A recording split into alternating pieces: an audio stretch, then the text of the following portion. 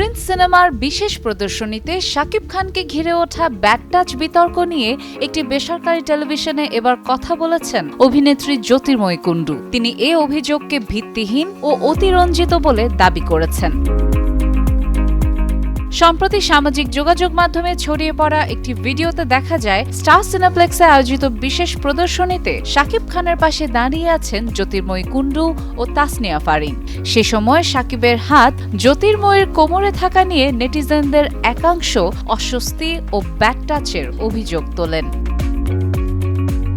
এ প্রসঙ্গে জ্যোতির্ময়ী বলেন, ওইখানে প্রচণ্ড ভিড় ছিল, আমরা ঠিকমতো দাঁড়াতেই পারছিলাম না। তখন মিডিয়া থেকে ছবি তোলার জন্য বলা হয়, আর সেই মুহূর্তে শাকিব খান আমাদের গার্ড করেছিলেন। ঘটনাটিকে যেভাবে ছড়ানো হচ্ছে তা খুবই হতাশাজনক। কেউ ইচ্ছাকৃতভাবে কিছু করলে ৩০০ ক্যামেরার সামনে করত না বলেও মন্তব্য করেন তিনি।